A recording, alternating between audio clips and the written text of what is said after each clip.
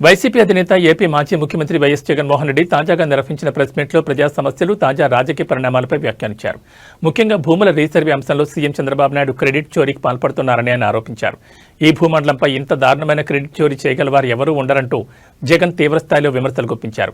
భూముల రీసర్వే చేయాలన్న కనీస ఆలోచన చంద్రబాబుకు ఎప్పుడైనా వచ్చిందా అని జగన్ ప్రశ్నించారు. రైతుల సమస్యలు తీర్చాలన్న చిత్తశుద్ధి బాబుకు లేదని వ్యాఖ్యానించారు. రైతులు ఎదుర్కొంటున్న భూ వివాదాలకు ఏకైక పరిష్కారం సమగ్ర భూ రీసర్వేనని స్పష్టం చేశారు. 2019 ముందు భూములు సర్వే చేయడానికి అవసరమైన ఆధునిక టెక్నాలజీనే లేదని, తన పాదయాత్ర సమయంలోనే భూముల రీసర్వే చేయాలని నిర్ణయం తీసుకున్నారని జగన్ అన్నారు. 2019 ఎన్నికల మేనిఫెస్టోలో అధికారంలోకి వస్తే సమగ్ర భూ సర్వే చేపడతామని హామీ ఇచ్చామని, ఆ మాట కట్టుబడి పారదర్శకంగా భూముల రీసర్వే నిర్వహించామని జగన్ అన్నారు. రైతులకు భూ యజమానులకు వివాదాలు లేకుండా ట్యాంపరింగ్కు అవకాశం లేని విధంగా శాశ్వత భూపత్రాలు అందించామని తెలిపారు. భూ సర్వేను ఒక మహాయజ్ఞంలో చేపట్టినట్టు తెలిపారు. బ్రిటిషర్ల కాలంలో దాదాపు 100 ఏళ్ల క్రితం జరిగిన భూ సర్వే తర్వాత మళ్లీ 2020 డిసెంబర్ 21న భూముల రీసర్వే ప్రారంభించామని జగన్ గుర్తు చేశారు. ఈ భూమండలం మీద నిజంగా ఇంతటి దారుణమైన క్రెడిట్ చోరీ చేయగలిగిన వ్యక్తి ఇంకొకడెవడైనా ఉండగలడా అని అనిపించేట్టుగా చంద్రబాబు నాయుడు గారు మాట్లాడుతూ ఉన్నారు. ఊసరి వెళ్ళి కూడా చంద్రబాబు నాయుడును చూసి బహుశా సిగ్గుపడుతుందేమో. అంతటి దారుణమైన మోసాలు, అంతటి దారుణమైన అబద్ధాలు. నేను సూటిగా చంద్రబాబు నాయుడు గారిని అడుగుతా ఉన్నా, మీ ద్వారా ప్రజలందరి తరపున అడుగుతా ఉన్నా. అయ్యా, 4 సార్లు సీఎం అని చెప్పి చెప్పుకునే ఈ పెద్ద మనిషి చంద్రబాబు నాయుడు, నేను అడుగుతా ఉన్నా, భూముల రీసర్వే చేయాలన్న కనీస ఆలోచన అయినా కూడా నీకు ఎప్పుడైనా గతంలో వచ్చిందా అని? కనీసం ఆలోచన అయినా నీకు గతంలో ఎప్పుడైనా వచ్చిందా అని?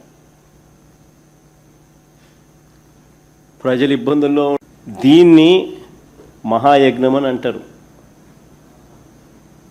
Look at the depths. చేయాలనుకున్నది ఏ స్థాయిలోకి వెళ్ళి చేశాము అన్నదానికి దిస్ ఇస్ ద డెప్త్.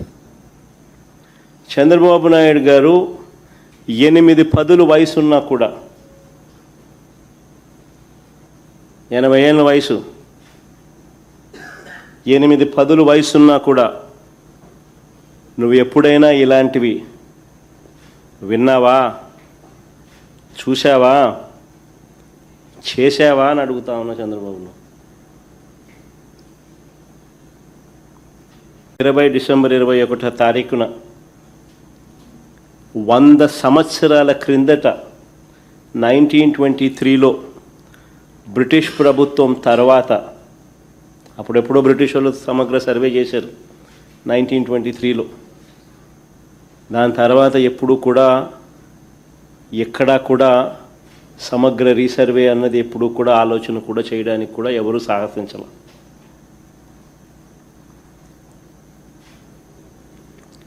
చెప్పిన మేరకు 2020 డిసెంబర్ 21వ తారీఖున 100 ఏళ్ల తర్వాత 1923లో బ్రిటిష్ ప్రభుత్వం తర్వాత సమగ్ర భూ సర్వే రికార్డ్స్ అన్నీ అప్డేట్ చేయడం, సిస్టమ్స్లోకి రిఫార్మ్స్ తీసుకొని రావడం మొదలుపెట్టి